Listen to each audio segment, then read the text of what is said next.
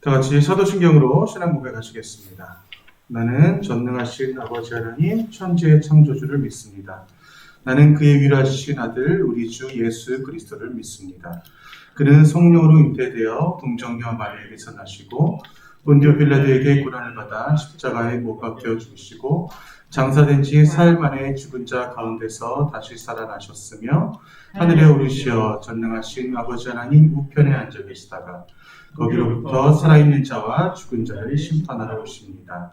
나는 성령을 믿으며 거룩한 공교회와 성도의 교제와 죄를 용서받는 것과 몸의 부활과 영생을 믿습니다. 아멘. 오늘 예배를 위해서 우리 조은혜 자매님 기도해 주시겠습니다.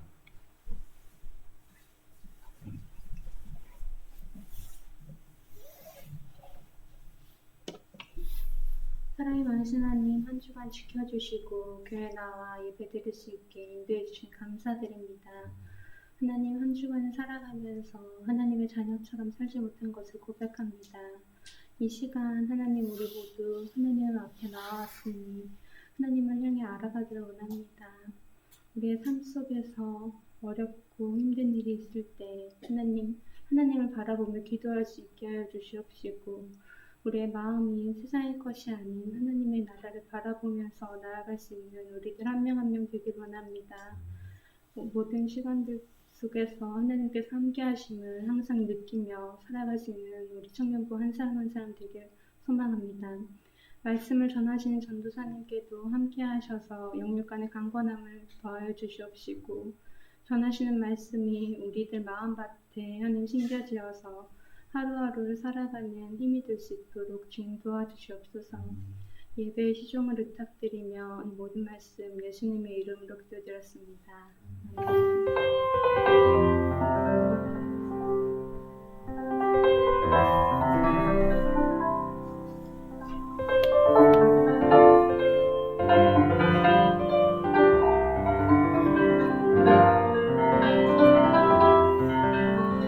네, 오늘 말씀 요한복음입니다. 앉혀주셔도 돼요. 네, 제가 앞에 준비했어요. 다음 시간부터 기도성을 좀 줄일게요. 좀 길다, 기도성. 그죠? 네, 기도성을. 네, 잘 쳤는데 좀 기네요.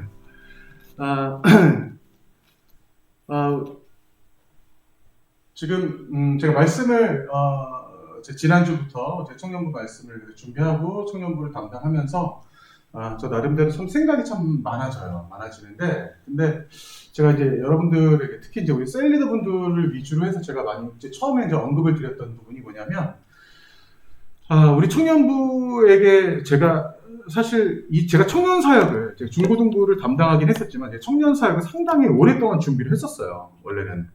그리고 사실은 처음에 김덕태 목사님이 우리 교회에 오셨을 때 목사님께서 저를 부르셔서 그런 말씀 하시더라고요.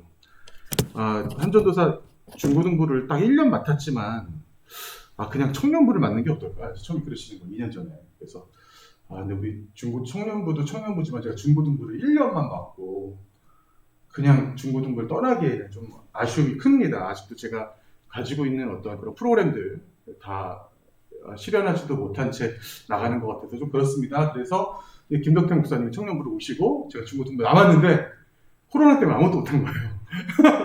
정말 모든 계획했던 것도 아무것도 못하고 진짜 그렇게 이제 시간만 가다가 그대로 2년이 지나서 제가 지금 여러분들 앞에 또 이렇게 쓴 것 같아요. 네, 근데 어쨌거나 제 마음은 굉장히 그래도 기뻐요. 은혜롭고 지금 제가 이렇게 말씀을 준비하면서 오늘 같은 경우 사실 이 주제는 좀 딱딱해 볼 수 있어요. 신본주의, 인본주의. 근데 사실 오늘 같은 경우 제가 인본주의에 대해서 먼저 얘기를 할 겁니다.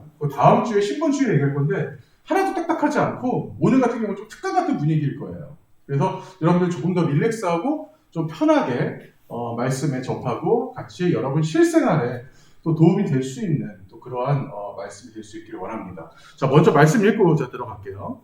자, 요한복음 13장 34절에서 35절까지의 말씀입니다. 자, 다 같이 한 목소리를 읽겠습니다. 시작. 새 계명을 너희에게 주노니 서로 사랑하라. 내가 너희를 사랑한 것 같이 너희도 서로 사랑하라. 너희가 서로 사랑하면 이로써 모든 사람이 너희가 내 제자인 줄 알리라. 아멘. 자, 예수님께서 하신 말씀입니다. 예수님께서 직접 제자들에게 하신 말씀이고요. 이 새 계명을 너희에게 주노니라고 하는 이 새 계명이라는 것은 이미 어떠한 것이 암시가 돼 있어요. 어떤 것이 암시가 돼 있을까? 그 계명 어디서 많이 들어봤어요? 무슨 계명?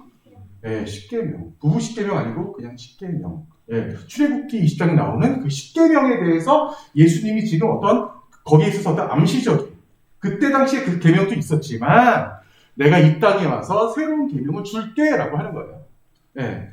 자, 오늘 말씀을 전하는 데 있어서 제가 먼저 저에 대한 얘기를 조금만 하고 넘어가야 될 것 같아요. 왜냐면 우리 중고등부 교사들은 저에 대한 얘기를 많이 들으셨겠지만 그 외에 청년들은 또 많이 안 들었고 그 제가 얘기를 안 한 부분도 있기 때문에 저에 대한 얘기라고 해서 제 개인적인 어떤 썰을 푸는 것이 아니라 저의 어떤 신학적인 노선에 대해서 좀 말씀드릴 필요가 있어요. 왜냐하면 이것을 알고 가는 거랑 모르고 가는 거랑 여러분이 좀 느낌이 달라요. 여러분들은 이미 성인이고 또 지금 이 자리에 모인 사람들은 어떠한 사고력이 여러분 평생에 있어서 사고력이 가장 충만한 20, 30대이기 때문에 제가 지금 사고력이 충만한 20, 30대라고 표현하는 것에 대해 여러분들이 이해를 못할 수도 있어. 왜냐?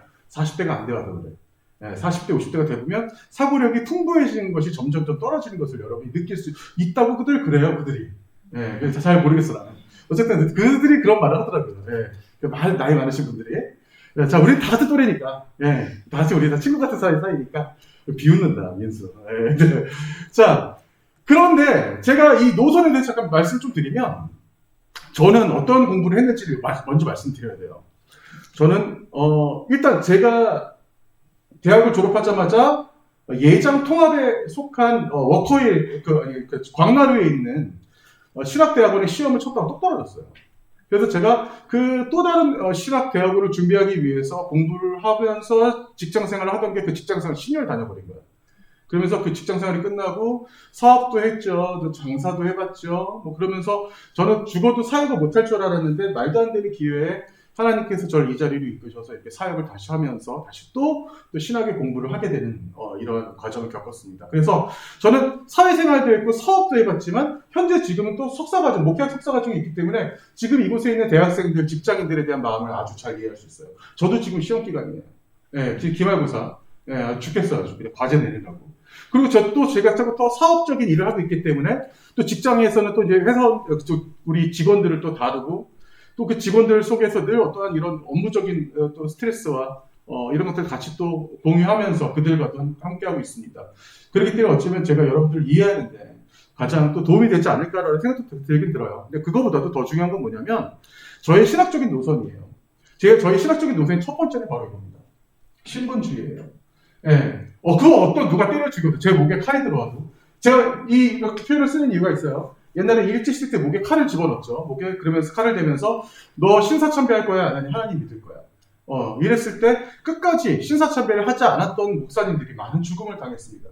심지어는 별짓을 다 했어요. 일본 사람들이. 감옥에 가둬놓고 음식을 줬어요.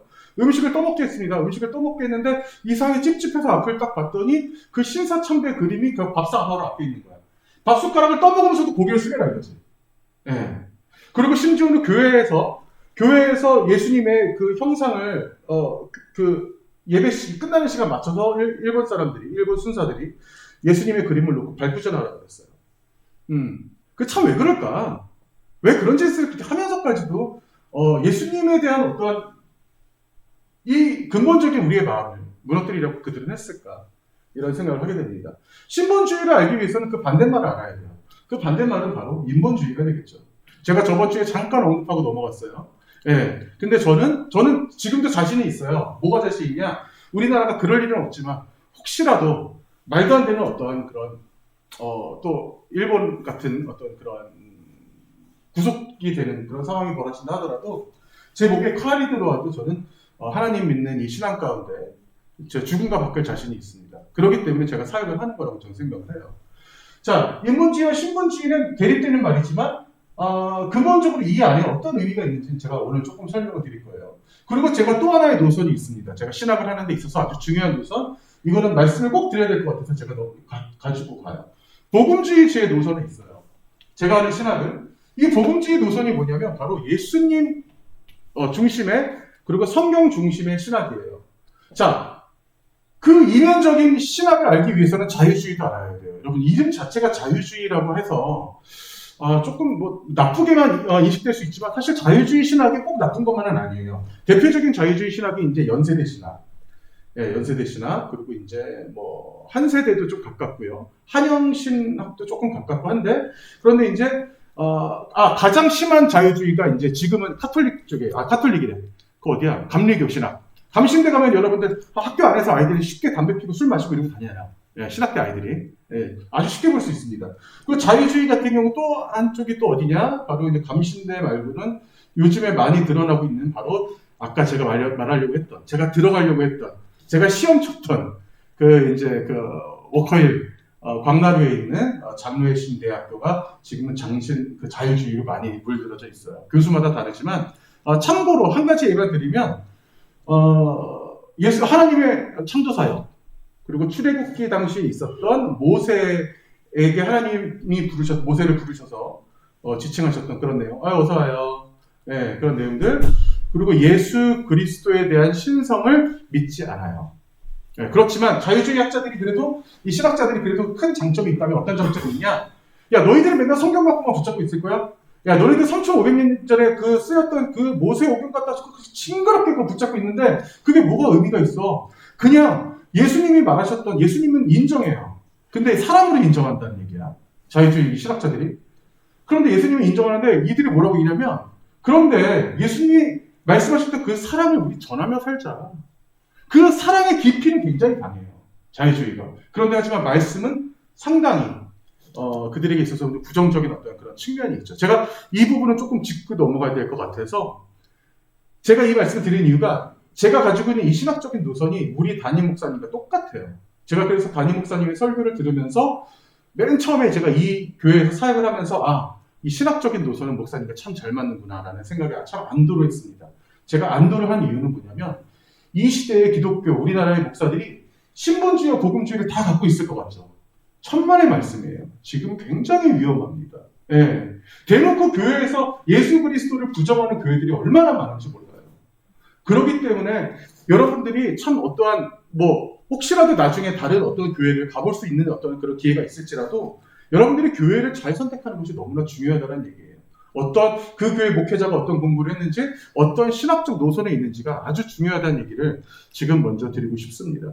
여러분, 교회 수련회 갈 때 운전 잘하는 사람한테 운전을 맡겨요? 기도 잘하는 사람한테 운전을 맡겨요? 기도 잘하는 사람한테? 운전 잘하는 사람한테 운전 맡기겠죠, 그죠? 제가 지금 이 말씀 드리는 이유가 있어요. 차를 운전한다는 것은 한 공동체가 안전하게 목적지까지 바르게 가는 것을 의미해요. 그러기 위해서는 운전 잘하는 사람이 차를 몰아야지, 그때 당시에 교회를 정말 통성기도하고 방언기도하고 이런 사람이 운전을 한다고 해서 그 운전을 잘하는 게 아니잖아요. 지금 마찬가지로 말씀드리는 겁니다. 제가 복음주의 노선에 있다는 것을 여러분 강조하는 이유는 뭐냐면요. 우리가 올바른 길에 가기 위해서는 바로 성경적으로 가야 된다는 거예요.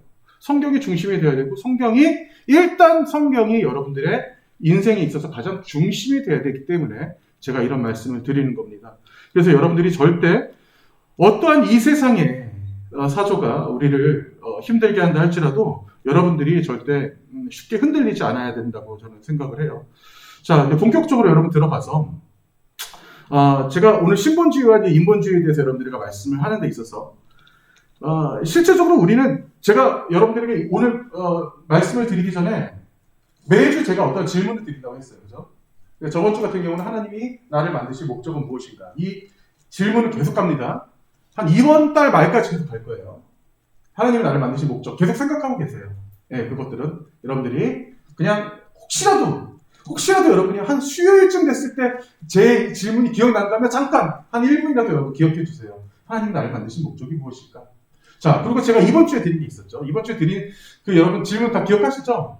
그죠? 기억하세요? 근데 좀 여러분들에게 있어서 어떻게 보면은 지금 이 시대를 살아가는 젊은 청년들에게 한 번쯤은 생각해 볼 만한 그런 얘기였는데, 동성애에 대해서 어떻게 생각하십니까?를 물어본 게 아니에요. 제가 다시 말씀드리지만 동성애에 대해서 어떻게 생각하는지는 저는 관심 없어요, 여러분들이.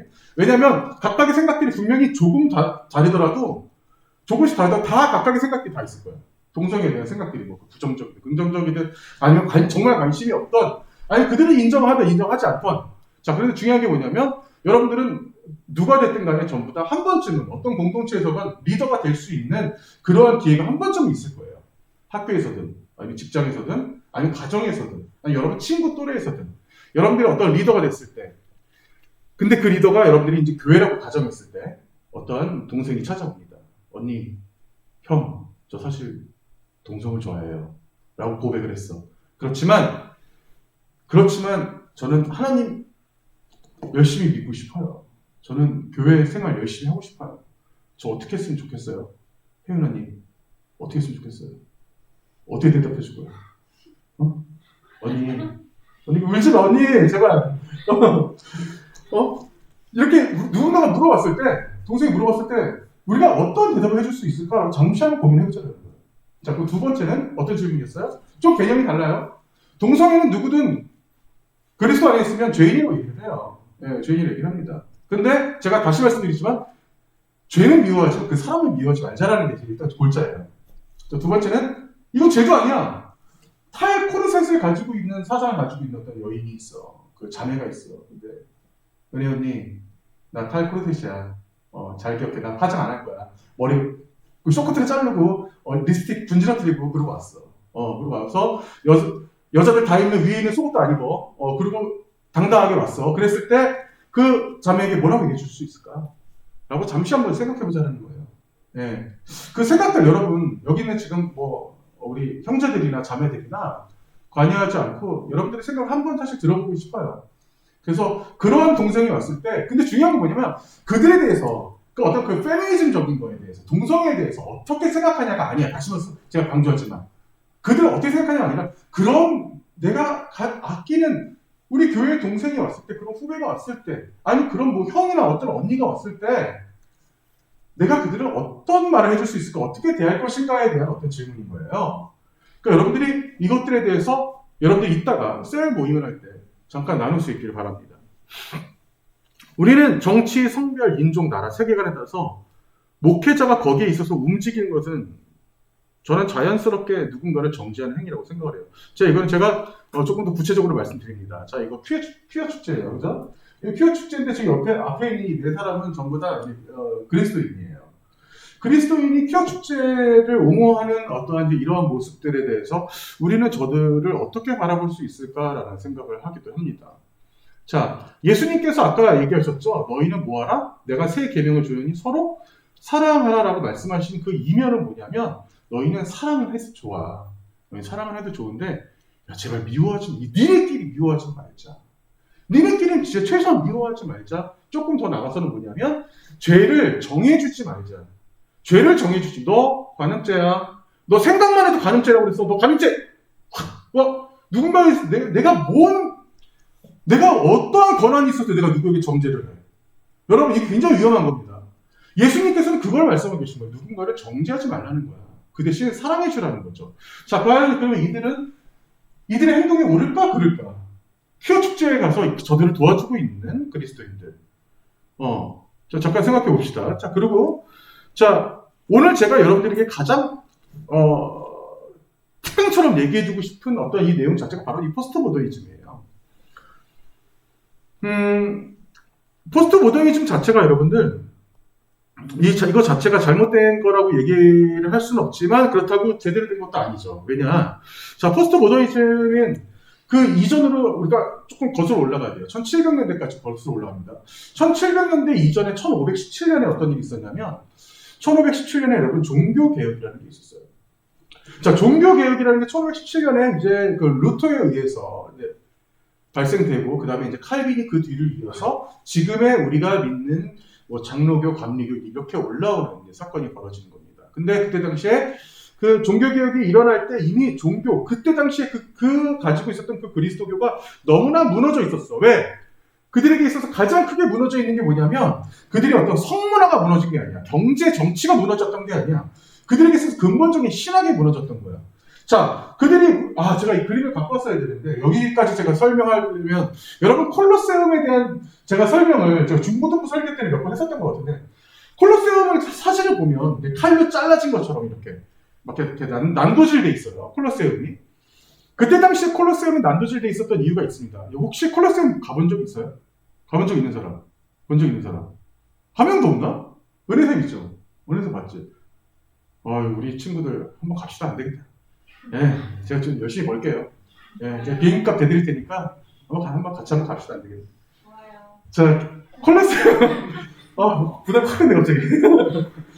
자, 콜로세움을 또 보러 가면, 그 콜로세움이 이렇게 칼로 잘라진 것처럼 이렇게 쭉쭉쭉 잘려 있어요. 근데, 아무 생각 없이 우리는 그거 보고 가서 사진 찍고 막 그러는데, 그게 난도질 대인인 이유가, 콜로세움은 이미 지금으로부터 2000년 전 거지만, 1500년대에 그게 난도질 됐던 거예요. 왜 그러냐? 그때 당시에 이제 성직자들이 다들 타락했죠. 신학적으로 타락을 했기 때문에, 너 천국 가고 싶어요? 천국 가고 싶어요. 좋아, 그러면 면제부 하나 사. 알겠습니다. 면제부 얼마? 50만 원. 샀어요. 야, 니네 부모님 돌아가셨잖아요. 예, 돌아가셨습니다. 지금 어디 계셔? 천국 가셨겠죠. 거짓말 하지 마. 천국 안 계셔. 지금 연옥에 계셔. 연옥이 어디예요? 천국과 지옥 사이에 있어. 저 그런 거 처음 들어봤는데요. 내가 있다면 있는 거야. 하면서 연옥을 갑자기 만들었어요. 연옥이랑 말도 안 되는 천국과 지옥에 있는 어떤 공간을, 가상적인 공간을 만들었어. 그래서 지금 너희들의 부모와 너희들의 조부모들까지도, 할머니, 할아버지까지 다 끄집어냈어. 지금 거기 다 울며 불며 천국 못 가서 지금 너네들 때문에 이러고 있다고. 면제부 살 거 아니야? 사야죠. 얼마예요? 5천만 원 내놔. 어떻게 그게 돈이 어디 있어, 그들이? 돈이 어디 있어? 돈 없어? 그러면 지금 우리가 큰 성당, 앞으로도 더 크게 짓지 못할 만한 세계에서 제일 큰 성당을 짓고 있거든? 그 성당 지을 돌이라도 가져와. 그래서 콜로세움을 잘라다 갖다가 친 거예요. 예. 그럼 그 성당이 어디 있어요? 그 성당 바로 바티칸의 성 베드로 성당. 지금도 세계에서 제일 커요. 1500년대 만든 성당이 지금도 세계에서 제일 커. 그 성당만큼 제일 더 큰 교회가 없어. 면제부 팔아서 만든 교회가 그 교회예요. 그 교회가 그렇게 바로 썩혔어, 그게. 예. 어쨌든 지금도 건재하게 있어요. 그때부터 시작이 돼서 기독교가 바로 일어서긴 했지만 1500년대 종교개혁이 일어났는데 불과 1700년대 산업혁명이 일어나요. 200년밖에 안 지나서. 산업혁명이 일어나자마자 인간이 최고다. 야, 종교니 뭐니 다 필요 없어, 제발. 야, 이제는 좀 성경 지긋지긋해. 그러면서 점점 인간이 하나님의 자리에 올라서는 그 지경에 이릅니다. 그래서 그 이후로 자연주의는 과학에 신봉하는 거예요. 허무주의, 아무것도 없다라는 거예요. 자, 그 다음에 뉴에이지, 인간이 신이라는 거예요. 네, 제가 우리 셀리더들한테 얘기했지만 인간이 신이 되기 위해서 그들이 어떻게 해요? 수행을 하고 어떤 열반의 과정에 이르기 위해서 바로 불교, 힌두교가 얘기하는 것들이 바로 뉴에이지예요. 뚜루루뚜 뚜루루뚜 뚜루루뚜 따다다 뚜루루뚜 뚜루루뚜 뚜루루뚜 따다 뉴에이지만 계속 반복되는 거. 바로 윤회를 얘기하는 그 뉴에이지. 이 뉴에이지가 조금 잠잠할 듯 싶었더니 포스트 모더니즘이 등장하는 거예요. 포스트 모더니즘 뭐냐? 바로 인간이 신이다. 신이 인간이다? 자체가 없어. 신 자체를 싹 지워버렸어요. 포스트 모더니즘은요, 여러분, 명백하게 얘기해서 완벽하게 우리가 믿고 있는 이 성경 자체를 완전히 기억조차 못하게 만드는 그런 세계관이에요. 그런데 여러분, 교육학적으로는 포스트 모더니즘이 굉장히 훌륭하게 잘 쓰였죠. 왜? 포스트 모더니즘의 첫 번째, 바로 뭐냐? 모든 개개인에게 다 진리가 있다. 진리. 개개인에게 다 진리가 있기 때문에 그 진리 안에 있는 모든 사람들에게 다 사유가 있고 다 이유가 있어. 그래서 다 개성이 있어. 그렇기 때문에 이들을 점수로 매기지 마. 1등부터 20등까지, 꼴등까지 나열하지 마. 다 하나하나에게 다 개성이 있어라고 포스트 모더니즘 교육하기 시작됐던 거예요. 그러니까 교육학적으로는 큰 도움을 받죠. 많은 아이들이 때로는 학교에서 공부 못한다고 구박받던 아이들이 그게 무슨 상관이야. 공부가 뭐가 중요해. 내가 잘할 수 있는 게 있고 내 개성이 있는데 라고 완전히 생각 자체가 바뀌어버린 거예요. 그러니까 교육적으로는 크게 각광을 받았죠. 엄청나게. 심지어는 여러분들 태어나면서부터, 지금의 아이들도 똑같아요. 태어나면서부터 포스트 모더니즘의 어떤 이런 사상들과 생각들이 그대로 들어갑니다. 그대로 들어가요. 예, 왜냐면 우리도 여러분들도 모르겠지만 이 생각들이 있어요. 그러니까 이제 여러 가지 것들이 제가 이제 다 설명할 수는 없지만 대표적인 게 건축가, 특히 어떤 예술 쪽에서는 그 양식이 아주 뚜렷하게 나타나요. 이거 보세요. 포스트 모더니즘에 대한 그 어떤 사상이라고 말하기는 뭐하지만 포스트 모더니즘이 자리를 잡으면서 건축 같은 경우도 어떠한 그 도면으로 좌우 대칭이 명확하게 그려지는 이런 것들을 이제 탈피하기 시작합니다. 이런 건축물들. 다 건축물이에요. 조각상이 아니에요. 자, 그리고 또 하나 볼래요? 여러분 이게 뭔지 아세요? 이게 뭐게? 1917년대 만들어 봅니다. 근데 이 1917년대 이걸 왜 만들어? 이게 뭐예요? 이거 잘 보세요. 요새가 이거 뭐니? 응? 디자인이라고 생각해? 혹시 생각이 좀 다른데 내가 개인 시간이 좀 해봤어. 생각이 진짜 나랑 달라. 이거 뭐예요? 남자 소변기잖아 지금. 남자 소변기 여기서 물 나와서 이제 이렇게 하는 거잖아요. 자, 이거를 갖다 놓고 1917년에 마르쉐 드샹이라는 사람이 샘이라고 하는 작품으로 이거를 갖다 놨습니다. 네, 그래서 뭐 프랑스의 뽕피두 미술관이나 뭐 이런 데에서 현대 미술로서 그때 당시 1927년대, 1900년대 초반부터 이런 현대 미술이 포스트 모더니즘의 어떤 그런 사주에 완전히 사로잡히게 돼요. 자, 두 번째 보실래요? 자, 이거는 존 케이지라고 하는 음악가예요. 이분이 4분 33초라고 하는 이 음악의 제목으로 3악장짜리 악보를 만들었어요. 그래서 1악장 33초, 2악장 2분 40초, 3악장 1분 20초에 걸쳐서 1952년에 이 음악을 아주 거창하게 완성을 합니다. 그래서 이 음악을 가지고 이제 수많은 사람들 앞에서 시연을 하는데 피아노가 한 대 있고 앞에 오케스트라가 있고 지휘자가 앞에 나와 있는데 처음에 음악 시작해요. 시작하는데 33초 동안 아무것도 안 하는 거예요. 책을 한 장 넘겨. 자, 2악장 들어간 거예요. 2분 40초 동안 아무것도 안 하는 거예요. 왜 그랬을까? 악보 보여드릴게요. 이게 악보예요. 네. 악보가 이렇게 텅텅 비어있는 이런 악보를 가지고 이 사람이 음악을 만들어서 나는 3악장짜리 음악을 완벽하게 연주하고 들어갑니다라고 하면서 이 음악 안에는 악기 소리는 하나도 나지 않지만 그 안에 앉아있는 관객들의 숨소리와 그들의 부스럭거리는 소리, 그들이 당황하는 어떠한 그런 추임새들이 바로 오늘의 음악이었다라고 얘기를 합니다. 전형적인 포스트 모더니즘의 음악의 장을 만들었던 존 케이지라는 사람이 어마어마하게 유명한 사람입니다. 이 악보 하나로 이 사람은 어마어마하게 유명해졌어요. 예. 제가 포스트 모더니즘의 이런 대표적인 것들을 지금 여러분들에게 이렇게 보여드리는 이유가 있어요. 이렇게 포스트 모더니즘은 여러분, 이들의 어떤 무엇을 하든 간에 우리가 도저히 뭐라고 할 수가 없는 그들 하나하나만의 어떤 그런 개성들이 완벽하게 살아남아 있죠. 그죠? 예술적으로도 여러분, 포스트 모더니즘은 굉장히 큰 의미를 사실 가지고 와요.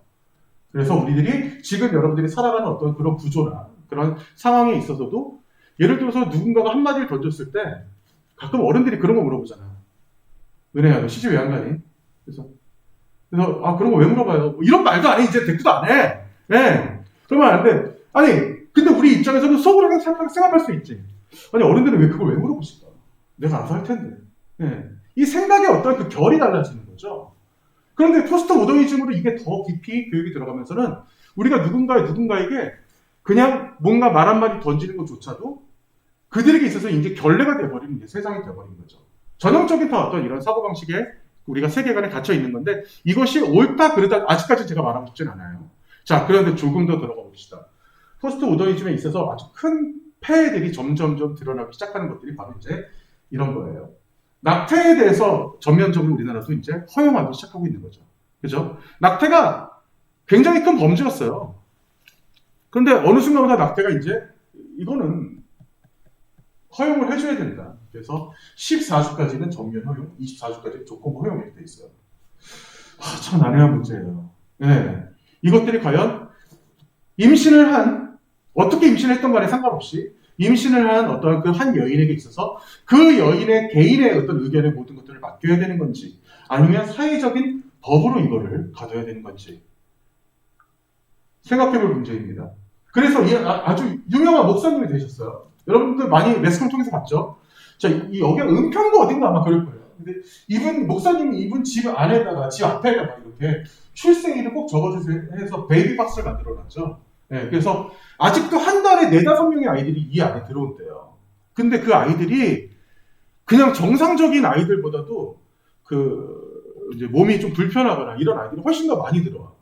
그래서 부모 입장에서는 그런 아이 키우지 못하니까 엄마들이 새벽 3시, 4시에 여기다가 집어넣고 문 닫아버리는 거야. 그러면 저 안에서는 삐어삐어 울려요. 네, 새벽에. 그 안에서 일하시는 분들이 얼른 나와서 애기 데리고 가는 거죠. 네. 그래서 내가 원치 않는 아이를 임신해서 낳았을 때 이렇게 베이박스에다가 이제 집어넣고. 근데 이런 것들이 이제 어떻게 사회적인 풍조가 돼버렸어요. 자, 그리고 제가 이거를 혹시 여러분 이게 뭔지 아세요? 자, 제가 지금 포스트 모더니즘의 폐해에 대해서 지금 말씀드리고 있죠. 그죠? 혹시 여러분들 이거 뭔지 아세요? 제가 이거 오늘 며칠 12일 한 3, 4일 전에 제가 뉴스에서 보고 얼른 올해다 붙여놓은 거예요. 예. 3, 4일 전에 뉴스에 나왔습니다. 스위스에서 이거를 도입을 했는데 만든 거는 네덜란드예요. 네덜란드는 여러분 어떤 나라냐면 이거 조금만 설명해 줄게. 네덜란드는 지금 여러분이 믿고 있는 여러분들이 그냥 들어봤던 기독교 장로회의 시발점이 된 나라예요. 예. 그리고 거기서 칼빈이 신학을 시작을 했고요. 그 네덜란드에서 이거를 만들어서 각 나라에 지금 수출하고 있어요. 지금. 물론 이게 허용하는 나라에 대해서 한번 상상해 봅시다. 뭐게? 알라. 대박. 똘똘이 때문에 안 보였네. 네, 맞아요. 안락사입니다. 관이에요, 관. 저 안에 들어가서 버튼을 간단하게 돼 있어요. 버튼을 누르자마자 산소가 급격하게 줄어들어서 그 순간에 졸도를 해요. 네. 졸도를 한 상태에서 전혀 고통 없이 그 안에서 그대로 죽게 되는 그 안락사 관이. 그리고 이거는 자연적으로 미생물에 의해서 분해될 수 있도록 만들어서 아주 잘 썩는 물질로 만들었어요. 3D 프린트로 만들었습니다. 그래서 여기에 사람이 들어가서 죽으면 그대로 들어다가 바로 묻어주는. 이 안락사의 허용을 우리나라는 아직 안 하기 때문에 안락사를 허용하는 그런 나라에 가서 실제로 우리나라 사람들도 몇 명 갔죠. 그래서 저 나라에 가서 안락사로 죽은 그런 케이스들도 있어요. 그래서 내가 내 죽음을 결정하는 데 있어서 누가 그거를 터치할 수 있겠느냐. 전형적인 포스트 모더니즘에 대한 사고방식이에요. 네. 여러분들도 한번 생각을 해보세요. 이 안락사, 과연 나라에서 법적으로 허용해 주는 것이 맞는 것인가 틀린 것인가. 근데 솔직히 저는 나라에서 허용해 주든 안 허용해 주든 저는 관심이 없어요. 우리가 우리의 목숨을, 인간이 인간의 목숨을 함부로 할 수 있다는 것 자체가 굉장히 큰 월권이에요, 사실은. 네, 월권입니다. 이거 하나님이 주신 생명인데, 하나님이 어떻게 준 생명인데, 너희들이 사실 이 땅에서 살아가는 데 있어서 그냥 우연으로 왔다고 생각하세요. 절대 아니에요, 여러분. 이 세상에 우연은 없어요. 네, 우리가 그것에 대한 생각 자체의 틀을 바꿔야 되는 거예요. 그런데 여기까지도 좋아요. 여기까지도 좋은데 사실 저는 정말 안타까운 게 뭐냐면 교회들이 포스트 모더니즘적인 이 생각을 가지고 교회들이 제대로 움직이지 못하는 교회들이 있어요. 전형적인 그런 인본주의 안에 갇혀 있는 거죠. 네. 자, 대표적으로 보세요. 해당 교회는 사임 또는 은퇴하는 위임 목사의 배우자 및 직속 배우자로 다니면 청명할 수 없다라고 장로회, 제가 아까 시험 봤다고 하는 그 교단이에요. 대한예수교 장로회 통합 측입니다. 통합 측에서 교회법을 만들었어요. 이거 무슨 말이냐면 여러분, 이게 사실 작은 교회는 해당이 되지 않아요. 큰 교회 같은 경우에는 어떤 세습의 문제에 대해서 큰 문제가 됩니다. 왜냐하면 그게 왜 문제가 돼? 그 안에 돈이 들어가기 때문에 그래요. 예. 한 달에 거친이, 이들에게 있어서 한 달에 거친이 11조가 100억대가 넘어요. 한 달이 아니야. 일주일. 예. 이 교회가 바로 명성교회입니다. 강일동의 명성교회. 예. 이분이 그 김상환 목사 아들이에요. 예. 그래서 나는 세습하지 않겠다라고 이 사람이 2013년도에 얘기를 했어요. 근데 결국에는 고스란히 아버지 교회를 물려받았죠. 10만 명의 무려. 네, 교인만 무려 10만 명 교회. 네. 그런데 이 교회가 어떤 교회냐? 여러분 혹시 들어봤나 모르겠어요. 이 날짜 어디 있어? 2021년 9월 29일 신문이에요. WCC 탈퇴하지 않기로 했어요. 여러분 WCC가 뭔지 아세요? 간단하게 말씀드릴게요. WCC 때문에 여러분 장로회가 크게 두 개로 갈립니다. 장로회 합동과 장로회 통합으로 갈려요. 장로회 통합이 장로회 신대고요. 장로회 합동이 지금의 총신대예요. 두 개로 갈려. WCC 때문에 갈린 거예요. WCC가 간단하게 설명드릴게요. 뭐냐? 모든 종교에 우리가 믿고 있는 예수 그리스도 같은 메시아가 모든 종교에 다 들어가 있다라고 하는 거예요. 이게 바로 WCC예요. 이 WCC의 총회장을 했던 사람이 아까 그 명성교회 김상환 목사예요. 우리나라 총회장을 했습니다. 이 WCC. 그래놓고서 아직까지도 정신 못 차리고 2021년 9월 달에 또한 역시 LCCK 똑같은 우리나라 안에 있는 WCCK 같은 거예요. WCC 탈퇴하지 않기로 했다고 결정을 합니다. 그래서 이분이 이렇게 뭐 기자회견도 하고 우리나라에서 WCC를 크게 이기죠. 이 사람 김상환 목사. 네. 그리고 이분이 여기 보시면 이게 굉장히 재밌는 장면인데 이게 어떤 장면이냐면 이 총회를 열었어요. 몇 년 전에 불과. 카톨릭, 유대교, 불교, 이슬람교, 힌두교, 시크교는 뭐야? 그 일본의 뭐 신토이즘 그리고 온갖 종교에 있는 사람들의 종교 지도자가 같이 손잡고 들고 있는 거 봐요. 여러분 이게 말이 된다고 생각하세요? 이게 지금 전형적인 포스트 모더니즘의 어떤 한가운데 있는 사람이에요. 이 사람은. 저는 가장 안타까운 게 뭐냐면 저 교회 성도들이에요. 저분의 그 성도들이 10만 명이나 되는 그 성도들이 저분이 과연 천국에 갈 거라고 생각할까? 저는 그게 가장 큰 의문입니다. 예. 예수 그리스도가 어느 종교에든 다 있다라고 얘기한다는 어떤 이런 생각들의 자체에 대해서 전형적인 포스트 모더니즘의 어떠한 그런 망상이에요. 그 밖에 또 하나는 참 이게 안타까운 것은 뭐냐면 저는 그렇게 생각해요. 종교에는요, 여러분, 정치에 관여해서는 안 됩니다. 정치의 색깔은 있을 수 있겠죠.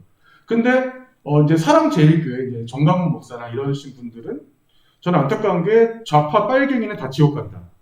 그리고 이제 불교를 지칭하면서 중놈들은 다 지옥 간다.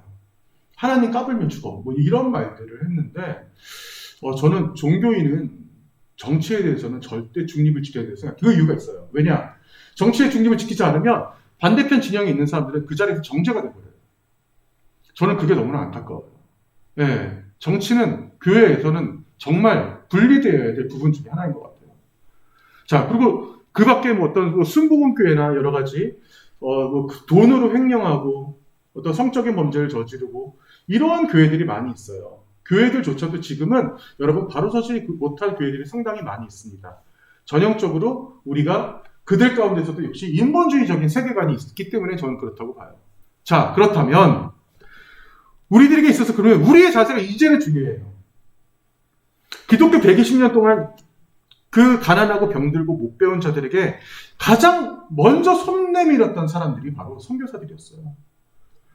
이 기독교 120년의 역사를 이룰 수 있게 해줬던 언더우드 선교사, 그리고 여기 가까이 있었던 그 제암리교회에서 여러분 제암리교회 가봤어요. 가깝잖아. 이 동네에 살았던 사람들은 한 번쯤은 소풍으로 가거나 이렇게 했을 것 같은데 거기에서 그 모든 사실을 알렸던 그 파퍼필드인가? 그 선교사님 자전거 타고 수원역까지 갔대잖아. 화성에서. 그 사실을 전하기 위해서. 네. 이런 분들이 진정으로 이 나라를 사랑하고 예수 그리스도를 사랑하는 어떤 그런 순수함 때문에 지금 우리가 이렇게 신앙적으로 살아남을 수 있는 거예요. 여러분, 제가 저번 주에도 얘기했지만 신본주의, 인본주의, 제가 신본주의에 대해서 제가 다음 주에 조금 더 디테일하게 설명하게 할 거예요. 누가 더 인간을 사랑하냐는 거예요. 누가 더 진짜 인간을 사랑하냐는 거예요.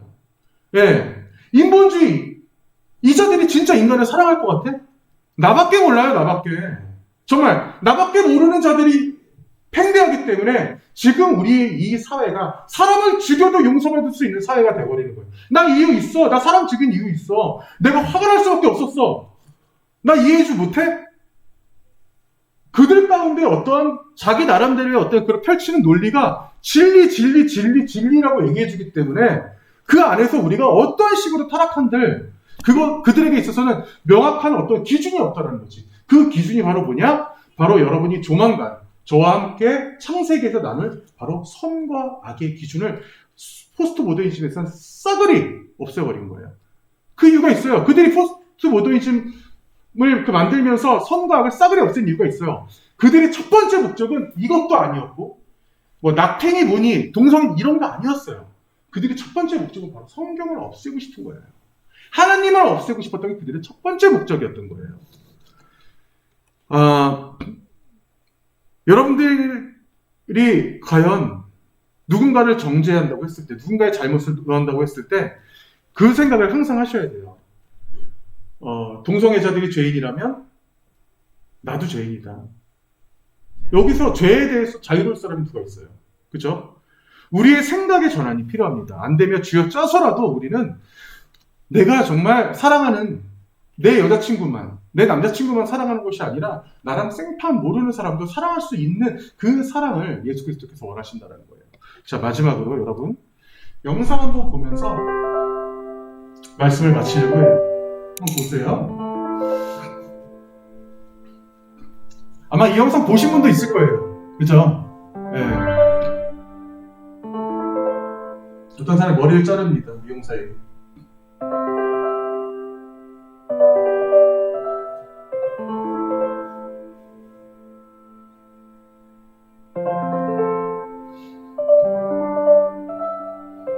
완전히 삭발을 해달라고 했어요.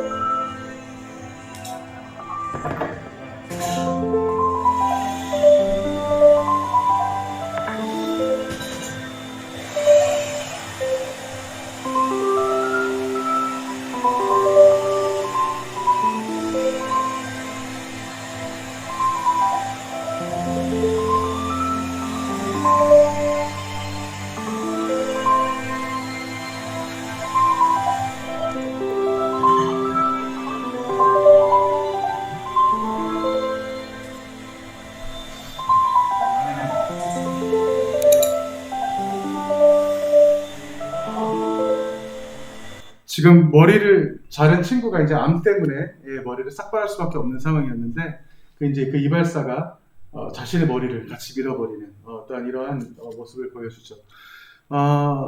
우리에게 있어서 저는 그렇게 생각을 해요. 우리 주님께서 이런 말씀을 주셨지만 이 말씀을 제자들에게 주셨을 때 그 주님의 그 심정은요. 그 주님의 어떠한 그 마음 속에 사랑이라는 이 단어 자체가 너희들 누군가를 그냥 좋아하는 수준의 그 감정이 아니야. 이 사랑이라는 이 단어 자체는 나도 감당하기 힘들 만큼의 그 아주 깊이 있는 누군가를 도저히 사랑하지 않고는 못 배기는 정말 오로지 주님이 아니면 할 수 없는 그런 사랑을 말한다고 지금 예수 그리스도는 얘기하고 있는 거예요.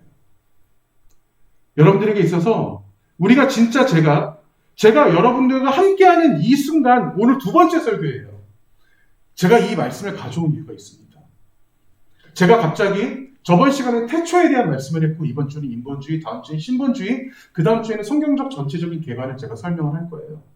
제가 근데 이런 말씀을 가져온 이유가 있어요. 특히 여러분 사실은 이번 주와 다음 주 설교가 굉장히 저와 여러분들에게서 저는 중요한 설교라고 생각을 합니다. 그게 이유가 뭐냐? 바로 성경 우리가 66권을 접하는 데 있어서 성경 66권을 접하는 데 있어서 하나님께서 진짜 원하시는 아주 중요한 메시지가 담겨져 있어요. 예수 그리스도가 원하는 아주 깊이 있는 그 안에 그 메시지가 담겨져 있는데 그 메시지의 핵심이 바로 이거라는 거예요. 여러분 성경 66권 우리가 모세오경을 읽어가는 데 있어서 정말 때로는 정말 지겨운 성경이 될 수 있어요. 창세기 좀 그나마 읽을만해. 출애굽기 그래 뭐 모세 나오고 그래 막 갑자기 막 바다도 갈라지고 그래 좋아. 아주 그냥 스펙타클해 좋아. 근데 갑자기 레위기 들어가면서 막 지루해지고 막 법이 나오고 막 뭐가 부정하니 뭐가 부정하지 않니 죽은 사람을 만지지 않네. 그러면서 막 민수기 나오고 신명기 막 모세 설교가 징그럽게 길게 나오고 성경 자체가 정말로 읽기 쉬운 책은 아니에요. 그렇지만 내가 이 세상 한 세상을 내가 살아가는 데 있어서 주님이 주신 그 말씀 정말로 그 주님이 어떤 의도로 우리에게 주셨는지에 대한 그것에 대한 어떤 그런 핵심이 사실 제가 오늘 바로 이런 말씀과 다음 주 여러분들과 함께할 그 말씀 가운데 있습니다. 진짜 우리가 예수님께서 말씀하신 그 사랑은 무엇일까? 그리고 예수님이 이 말씀을 하시면서 그때 당시에 제자들에게 말씀한 내용이 있어요. 그게 바로 뭐냐? 이웃을 사랑하라 라는 말씀을 하셨어요.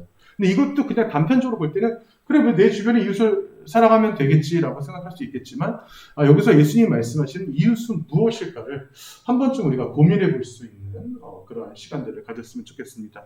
우리 같이 찬양하시겠는데요. 네. 곧 있죠. 네.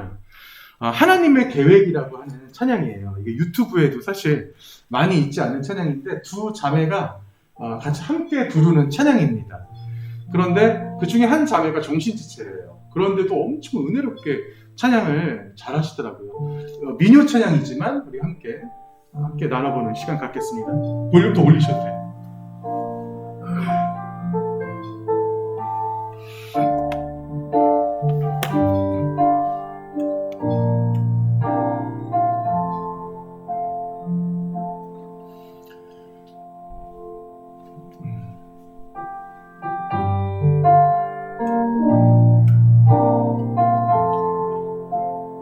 내가 받은 것,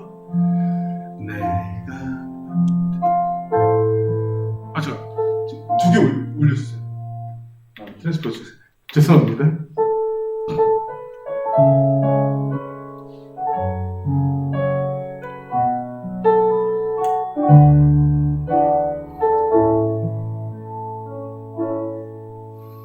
내가 받은 것 남들과 다르나 내게 주신 모든 것 난 감사하네.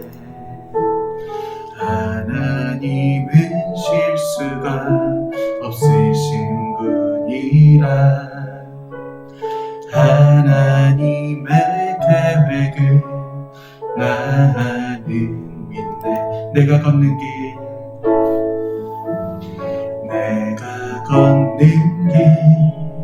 험한 길이지만 나와 동행하시는 주님 계시니 내게 주어진 길을 나는 걸어가니 하나님의 계획을 나는 믿네.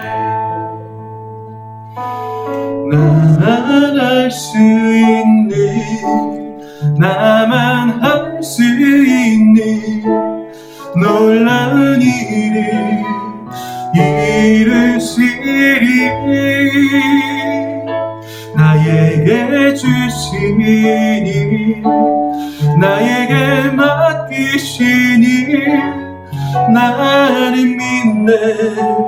주의 계획 지금껏 나의 길이 나의 계획 아니 선하신 주의 계획이라 주님의 실수가 없으신 분이시니 주만 따라 난 살게. 나만 할 수 있는 나만 할 수 있는 놀라운 일을 이루시리 나에게 주시니 나에게 맡기시니 나는 믿네. 주의 계획 완전한 계획 나는 믿네. 이 시간 다같이 우리 스스로를 위해서 기도하는 시간 갖겠습니다. 주님, 오로지 주님밖에 없습니다. 주님께서 알려주신 그 길 따라서 살 수 있기를 원합니다. 반드시 저희들께 사랑함으로 주님께서 원하시는 명령 따라 살아갈 수 있기를 원합니다. 그 뜨거운 마음으로 우리 스스로를 위해서, 우리 청년부를 위해서 기도하시겠습니다. 하나님 감사합니다. 주님께서 저희들 마음 가운데 함께 하시사 이들을 주께 더욱더 주님의 은혜 가운데 확장시켜 주시옵고 아버지 말씀 아니면 어떤 길도 갈 수 없어 저희들 고백하며 나갈 수 있도록 주님께서 더하여 주시옵소서. 아버지 진실을 이들 가운데 주님께서 아시오니 이들 하나하나 주께서 붙잡아 주시옵고 저희들의 갈 바를 알려주시옵고 저희들이 행할 바를 알려주시옵고 오로지 예수 그리스도만이 아버지 저희들의 진리가 되며 아버지 저희들 앞에 은혜가 되는 것을 저희들이 다시 한번 깨닫고 나가는 자들 될 수 있도록 주님께서 도와여 주시옵소서. 아버지만이 아버지 저희가 주님을 저희들의 주인이십니다. 주님을 주님을 저희들이 믿고 바르게 살아갈 때 오로지 정말 주님의 가운데 바르게 거하며 나가는 자들 될 수 있도록 함께하여 주시옵소서. 그 말씀으로 주님을 무장시켜 주시옵고 오로지 예수 그리스도를 붙잡고 나가는 자들 될 수 있도록 주님께서 도와여 주시옵소서. 아버지께서 그런데 아버지 그 은혜 가운데 주님께서 더욱더 살려주시옵고 이들 하나하나 주님께서 붙잡고 살려주시옵소서. 아버지 감사합니다. 저희들 이 코로나 가운데 있지만 주님께서 이 어려움 속에서도 우리 청년들 반드시 주님만을 바로 믿고 나갈 수 있도록 도와여 주시옵소서. 저희들의 머릿속을 저희들의 신앙을 주님께서 저희들에게 중심을 붙잡아 주시며 저희들이 어떠한 길로 어떠한 사고방식으로 또 어떠한 세계관으로 이 땅에서 살아갈 것인지를 바로 깨닫고 나갈 수 있기를 원합니다.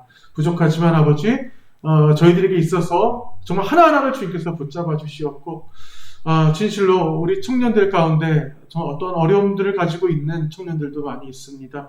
개인적인 고민들 그리고 이 세상에서의 또 학업적으로의 그런 어떤 어려움과 두려움들 앞으로의 그 막막함들 그 모든 것들 주님께서 아시오니 주님께서 손수 이들에게 하나하나 개입하시어 해결하여 주시옵고 그리고 지금 몸이 많이 편찮으신 우리 현진이 아버님이 계십니다. 이 가정을 통해서 주님께서 역사하실 줄 믿습니다. 주님께서 직접 일해주시며 이 가정을 주님께서 직접 세워주시며 온전히 주님께서 함께 하시사 반드시 우리 현진이 아버님이 건강하게 일어나셔서 이 가정에게 더욱더 그 은혜 가운데 또 함께하는 그 가정들 될 수 있도록 함께하여 주시옵소서. 저희들 부족합니다. 저희들은 아무것도 할 수 없습니다. 오로지 주님께서 아시옵고 주님께서 할 수 있으오니 오로지 주님께서 이들에게 더욱더 큰 말씀으로 붙잡아 주시며 주님 그 오시는 날까지 저희들이 주님만을 바로 붙잡고 나갈 수 있는 우리 청년부 될 수 있기를 간절히 소원하며 이 모든 말씀 예수님의 이름으로 기도합니다. 아멘. 다 같이 한 목소리로 주기도문 하시겠습니다. 하늘에 계신 우리 아버지, 아버지의 이름을 거룩하게 하시며 아버지의 나라가 오게 하시며 아버지의 뜻이 하늘에서와 같이 땅에서도 이루어지게 하소서. 오늘 우리에게 일용할 양식을 주시고 우리가 우리에게 잘못한 사람을 용서하여 준 것 같이 우리 죄를 용서하여 주시고 우리 시험에 빠지지 않게 하시고 악에서 구하소서. 나라와 권능과 영광이 영원히 아버지의 것입니다. 아멘.